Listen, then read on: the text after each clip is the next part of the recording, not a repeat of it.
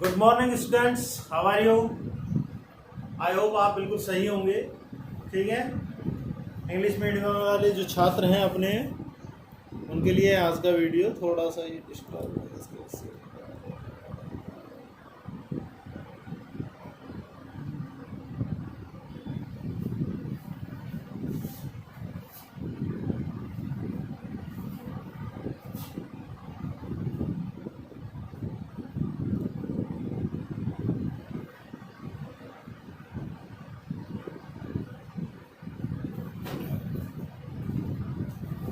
Once again good morning.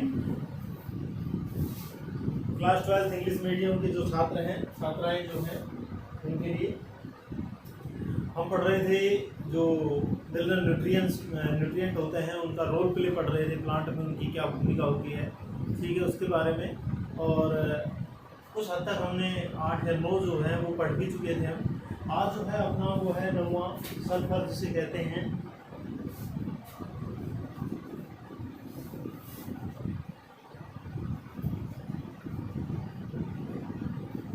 S 9 number है ये।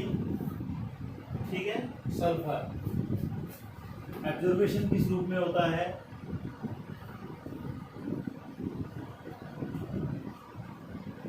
This element absorbed from soil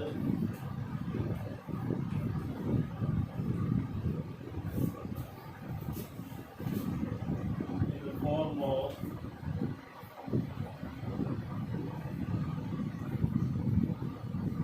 sulfate यानी कि SO4 आयन इस रूप में होता है। SO4 यानी कि जो सल्फेट्स जो आयन होते हैं, सल्फेट आयनों के रूप में इनका एब्जॉर्बेशन होता है। Okay, so this element absorb from soil in the form of sulphate ion, sulphate आयनों के रूप में होता है इनका एब्जॉर्बेशन। ओके, इसके अलावा अगर दूसरी बात करें कि जो पत्तियां होती हैं, प्लांट्स की जो पत्तियां होती हैं, वो क्या करती है कि इन्वायरमेंटल जो सल्फर होती है, जो कि सल्फर डाइऑक्साइड के रूप में होती है, SO2 के रूप में होती है। अगर दूसरा जो तरीका है वो है SO2 के रूप में भी ये करते हैं। ठीक है, लेकिन वो कब करते हैं? वो ऐसी स्थिति में करते हैं जिस एनवायरमेंट यानी कि जिस पर्यावरण में, जिस क्लाइमेट के अंदर SO2 की मात्रा ज़्यादा होती है। ठीक है, वहाँ से। लेकिन मोस्टली जो है इसका जो एब्जॉर्बेशन होता है वो किस फॉर्म में होता है? सल्फेट आयंस के रूप में होता है। SO2 के रूप में भी कर सकते हैं, लेकिन ज़्यादातर सल्फेट आयनों के रूप में इनका एब्जॉर्बेशन होता है। नेक्स्ट जो चीज़ है इसके अंदर वो है द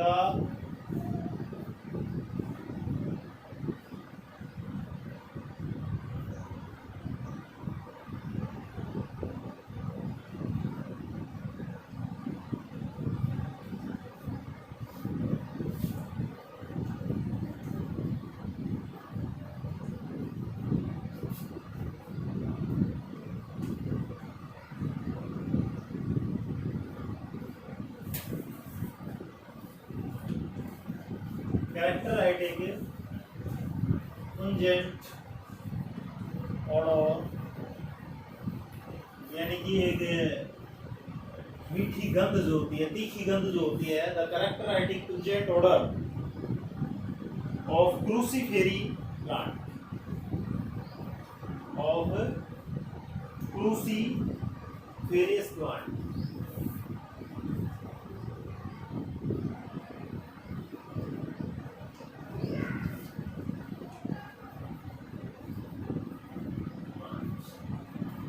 इंपॉर्टेंट है और यहाँ से एक क्वेश्चन में आपसे पुटअप भी करने वाला हूँ। The character writing pungent odour of cruciferae plant. जो क्रूसीफेरी प्लांट्स जो होते हैं डियर स्टूडेंट, कौन से? क्रूसीफेरी, ये एक फैमिली है। ठीक है, एक कुल है, ये एक फैमिली है। और फैमिली जो होती है, इसके कुछ एग्जाम्पल मैं आपको बता देता हूँ, जैसे कि मस्टर्ड, ठीक है, या फिर रेडिस, क्रूसीफेरी जो फैमिली होती है उस फैमिली के जितने भी प्लांट होते हैं उन प्लांट के अंदर एक कैरेक्टर, एक अभिलाक्षणिक गुण होता है, और वो गुण क्या होता है कि उनमें तीखी गंध आती है। ठीक है, the characteristic pungent odour of cruciferae plant. Cruciferae जो प्लांट होते हैं उनका एक क्या होता है विशेष, उनके अंदर एक पुंजेंट ओडर का मतलब एक तीखी गंध आती है उनके अंदर से। ठीक है, ये तीखी गंध किस कारण होती है? Is due two sulphur, is due two sulphur. किसके कारण आती है? सल्फर के कारण आती है। एज ए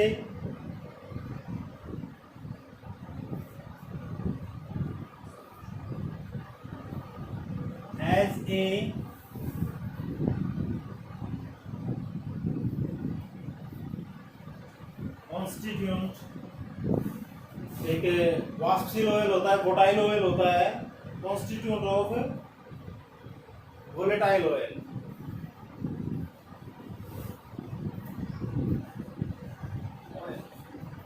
ठीक है, इंपॉर्टेंट लिख लेना इसके ऊपर, बहुत अच्छा है। द कैरेक्टरिस्टिक पुंजेंट ओडर, एक अभिलाक्षणिक गुण होता है क्रूसीफेरी जो प्लांट्स होते हैं उनके अंदर, कि उनके अंदर एक तीखी गंध आती है जिसका कारण होता है सल्फर। ठीक है, सल्फर जो होता है एक कॉन्स्टिट्यूएंट होता है किसका? एक वोटाइल ऑयल, एक वाष्पशील तेल के रूप में, यानी कि इनके अंदर जो तेल पाया जाता है वो कैसा होता है? वोलेटाइल ऑयल्स होता है, एक वाष्पशील तेल होता है। और डियर स्टूडेंट, इसके अंदर एक तीखी गंध आती है, और उस तीखी गंध का जो कारण है, वो जो तीखी जो गंध आती है इनके अंदर, उस तीखी गंध का कारण क्या होता है? सल्फर। और डियर स्टूडेंट, यहाँ पर जो क्वेश्चन है वो क्या है आपके लिए? ठीक है, क्वेश्चन ये है, आपको सभी को कमेंट करके मुझे बताना है कि वह कौन सा सल्फर यौगिक है, वह कौन सा सल्फर यौगिक है। ठीक है, कंपाउंड है, तो आपको क्या बताना है? सल्फर कंपाउंड नेम, यानी कि उस सल्फर कंपाउंड का नाम बताना है जिसके कारण ये तीखी गंध आती है। ठीक है, पहली बात। दूसरी बात, जो क्रूसीफेरी जो प्लांट होते हैं उनके अंदर चरपरा स्वाद भी रहता है। ये तो आपने टेस्ट किया होगा कि जब मूली खाते हैं तो चरपरी लगती है, सरसों को तोड़ के खा लेते हैं तो भी चरपरा लगता है। आपने खाया होगा सरसों के पत्ते वगैरह, उसका जो स्टेम होता है वो भी कच्चा जो होता है उसे लोग सब्जी के रूप में इस्तेमाल करते हैं। तो डियर स्टूडेंट, आपको क्या बताना है? आपको ये बताना है कि पहली बात तो ये तीखी गंध जो होती है वो किस सल्फर कंपोनेंट के कारण आती है, पहली बात। ठीक है, विच कंपोनेंट, विच सल्फर कंपोनेंट, या वह कौन सा सल्फर कंपोनेंट है जो कि किसका कारण होता है? रीजन होता है, reason of pungent odour in cruciferae family. ठीक है, या क्रूसीफेरी प्लांट। क्रूसीफेरी जो प्लांट्स होते हैं उनके अंदर जो पुंजेंट ओडोर यानी कि एक तीखी गंध जो आती है, वो तीखी गंध किस सल्फर कंपोनेंट के कंपाउंड के कारण आती है। ठीक है, पहला क्वेश्चन। अब दूसरा क्वेश्चन मैं आपसे पूछ रहा हूँ इसी से संबंधित, वो है कि वो जो चरपरा स्वाद होता है, वो जो चरपरा स्वाद होता है डियर स्टूडेंट, वो चरपरा स्वाद किन कोशिकाओं के कारण होता है? अर्थात इन क्रूसीफेरी फैमिली जो होती है इनमें वो कौन सी सेल्स प्रेजेंट होती हैं जिनके कारण इनमें चरपरा स्वाद होता है। ठीक है, तो आपको उन सेल्स का नाम भी बताना है। सेल्स जिम्मेदार होती हैं चरपरे स्वाद के लिए। सल्फर कंपाउंड जो होता है वो रेस्पॉन्सिबल होता है किसके लिए? Responsible for pungent odour in cruciferae family. Okay, दोनों के नाम बताएं।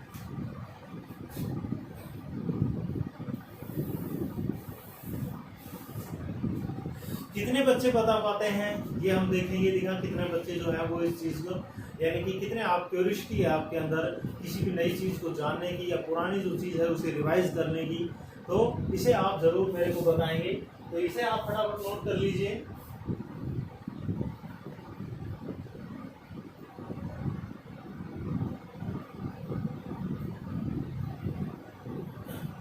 Next, sulfur is helpful sulphur जो होता है उपयोगी होता है, sulphur is helpful in the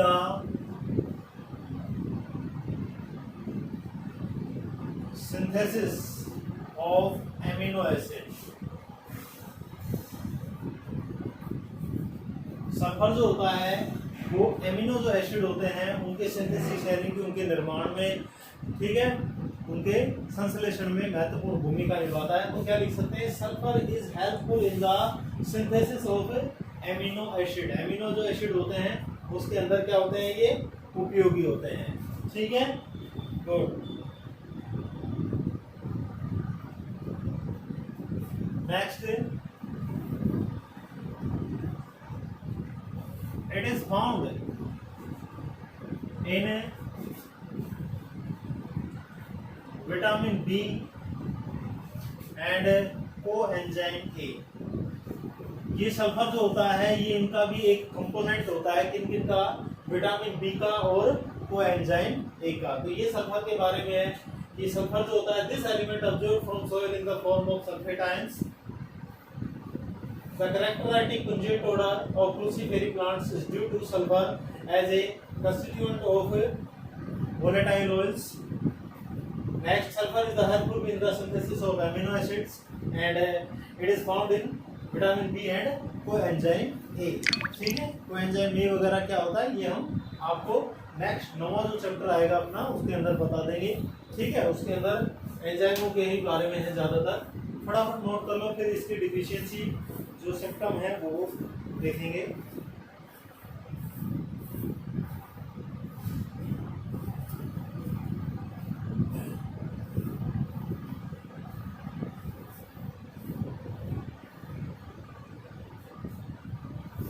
हटा दो।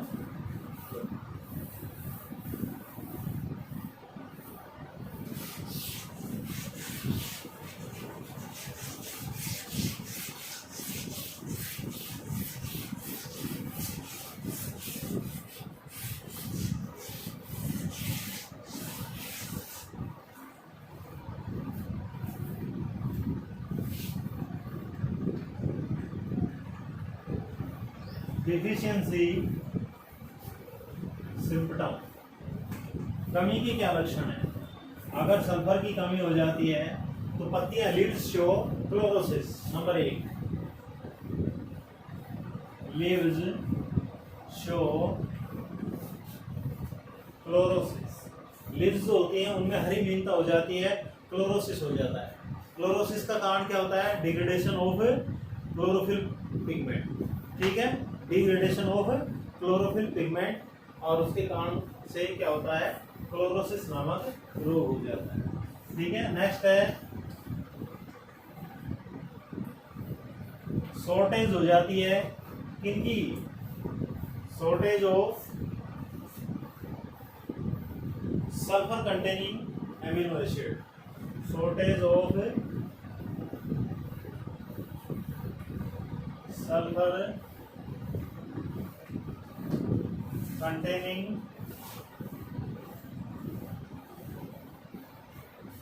amino acid such as क्या क्या हो सकते हैं, जैसे सिस्टीन, मैथियोनिन, ठीक है।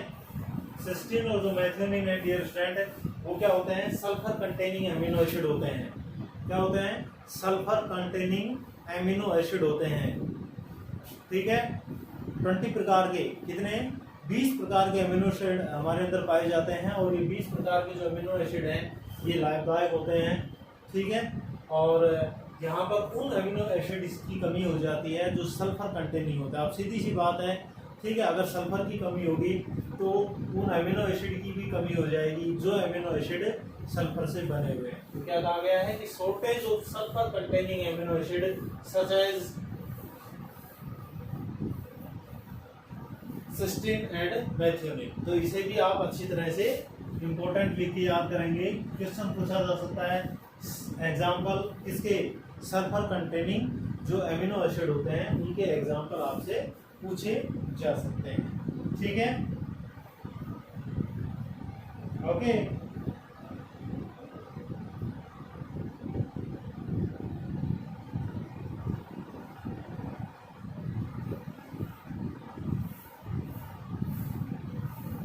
लिखिए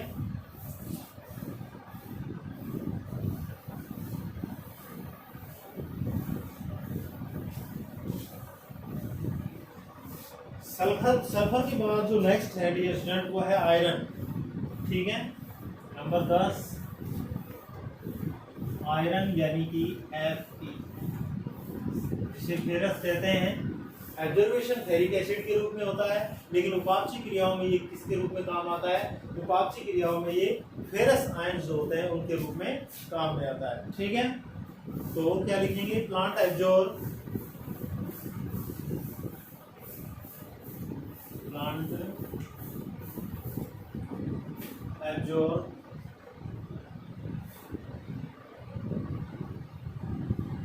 किसके रूप में करते हैं? Plant absorb iron from soil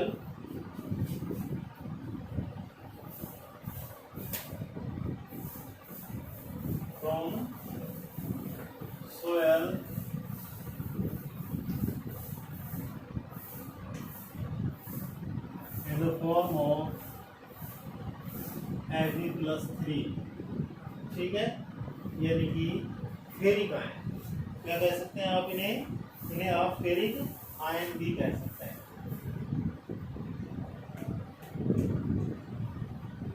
ferric okay. तो इनका ऑब्जर्वेशन किस रूप में होता है? फेरिक आयन के रूप में होता है। बट इन मेटाबॉलिक एक्टिविटीज, ये इंपॉर्टेंट लिख लेना, बट इन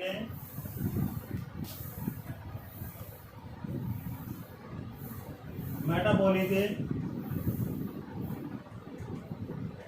एक्टिविटीज, यानी कि जो प्लांट की मेटाबॉलिक जो एक्टिविटीज होती हैं उनमें आयंस जो होता है, यानी कि जो आयरन है वो किस रूप में काम आता है?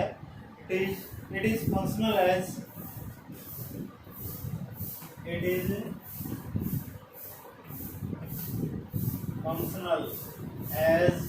किस रूप में होता है? फेरस, यानी कि Fe+2 आयन। ठीक है, ये ध्यान रखना।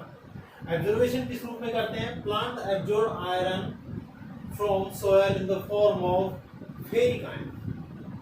ठीक है, बट मेटाबॉलिक एक्टिविटीज होती हैं प्लांट की, but in metabolic activities of plant it is functional as ferrous ion. ठीक है, कार्यात्मक रूप से जो सक्रियता होती है इसकी, ठीक है, तो वो किस रूप में होती है? फेरस आयन के रूप में होती है। एब्जॉर्वेशन फेरिक आयन के रूप में किया जाता है। जो प्लांट की जो मेटाबॉलिक जो एक्टिविटीज होती हैं उनमें ये काम आता है फेरस आयन के रूप में। फिक्स्ड होता है, संचरण नहीं होता इसका। नेक्स्ट क्या लिखेंगे? It is non motile elements. ठीक है, क्या कह सकते हैं?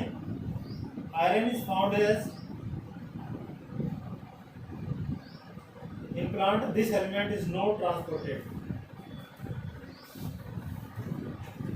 In plant, this element is not transported, यानी कि प्लांट के अंदर इस एलिमेंट का ट्रांसपोर्ट नहीं होता है, ये संचरणशील तत्व नहीं है।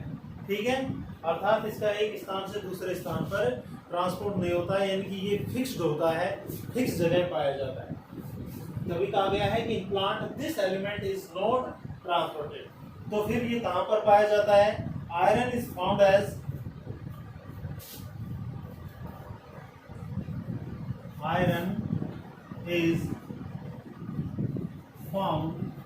एज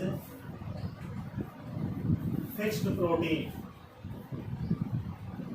प्लांट में एक प्रोटीन पाया जाता है जिसका नाम है फिक्स्ड प्रोटीन। आगे मैं पोस्टर में लिख रहा हूं उसका नाम, और डियर स्टूडेंट उसका नाम होता है फाइटोफेरेटिन। क्या होता है? फाइटोफेरेटिन।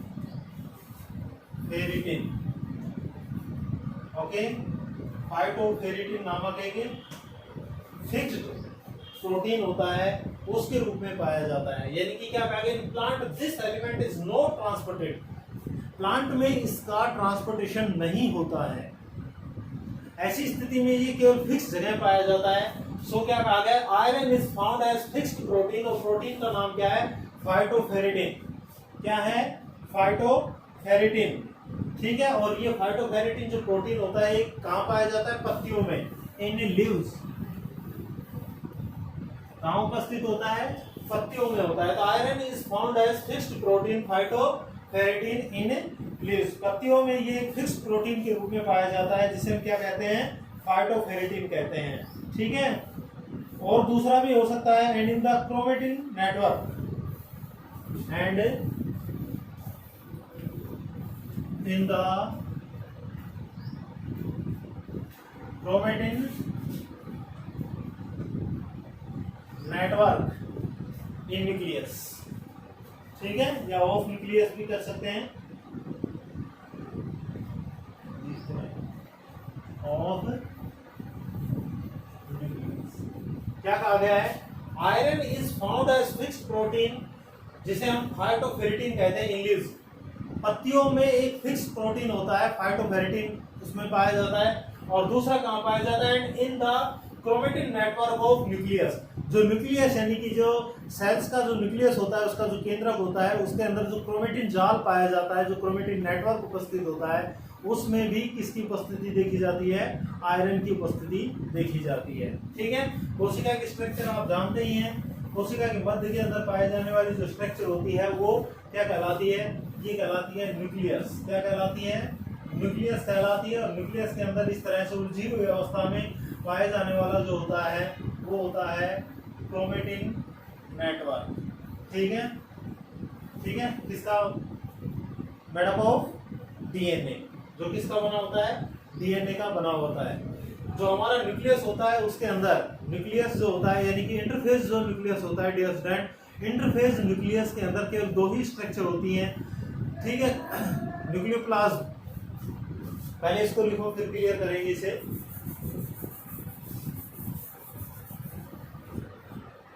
फटाफट नोट कर लीजिए इसे, फिर सिम्टम पढ़ेंगे इसके।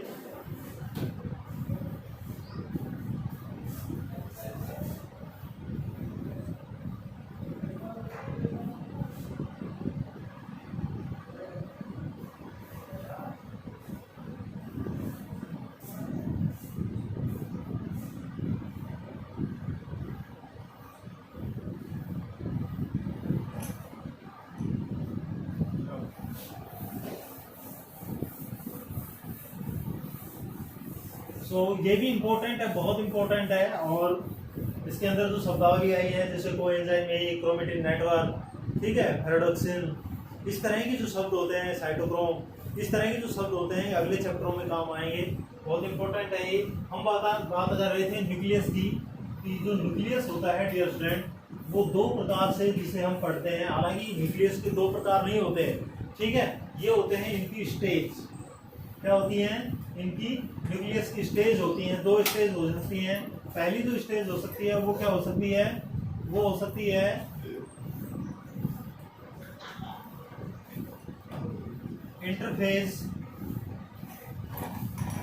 न्यूक्लियस, ठीक है, और दूसरी हो सकती है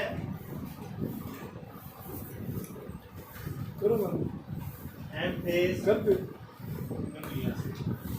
इंटरफेज न्यूक्लियस और कौन सा, एम-फेज न्यूक्लियस। ठीक है, इंटरफेज जो न्यूक्लियस होता है, ये इनका अगर आकार की बात करें हम, तो इंटरफेज जो न्यूक्लियस होता है, जैसे हमारा ये न्यूक्लियस है, ठीक है, और ये इसके अंदर क्या पाया जा रहा है, इस तरह की स्टेज होती हैं दो, इसके अंदर दो स्ट्रक्चर मोस्टली पाई जाती है न्यूक्लियस में। ये तो होता है क्या, क्रोमेटिन नेटवर्क, और ये जो स्ट्रक्चर आपको नजर आ रही है, जो स्फेरिकल जो स्ट्रक्चर जो आपको नजर आ रही है, ये क्या होती है, न्यूक्लियस, यानी कि न्यूक्लियाई भी कह सकते हैं आप, या न्यूक्लियस भी कह सकते हैं।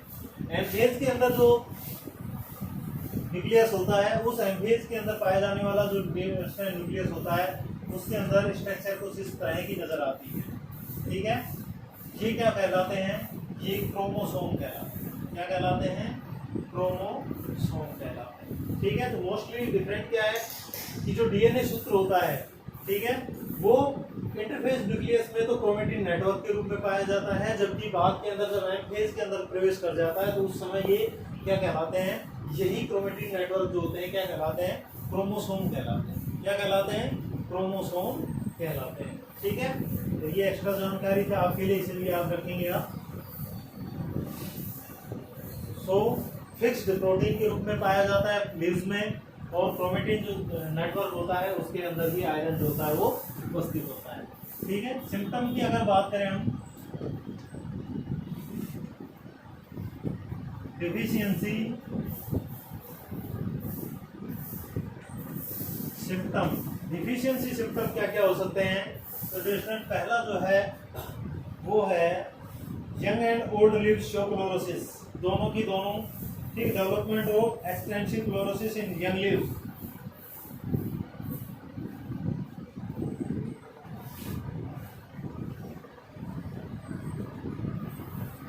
Development of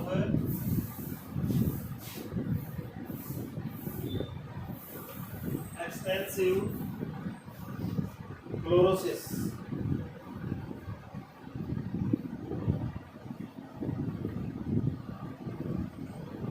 in young leaves. जो जवान जो तरुण पत्तियां होती है, नई जो निकलती हैं, उन पत्तियों में क्या दिखाई देता है, क्लोरोसिस नामक है। ठीक है, रोग डिजीज जो होती है वो दिखाई देती है। दूसरा क्या है, दूसरा है सेल डिवीजन एक्टिविटी में स्टॉप, सीधी सी बात है,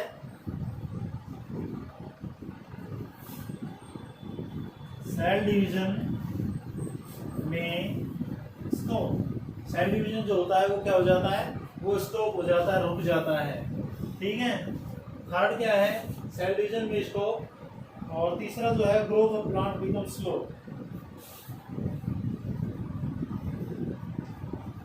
ग्रोथ ऑफ प्लांट कैसी हो जाती है, स्लो हो जाती है। ठीक है, बिकम्स ओके, ये डिफिशियंसी हो गई इसकी। So development of extensive chlorosis in young leaves, cell division में be stop, growth of plant become slow, ऐसा कुछ होता है। डिफिशियंसी सिम्टम दिखाई देते हैं आयरन के कारण, नोट कर लीजिए।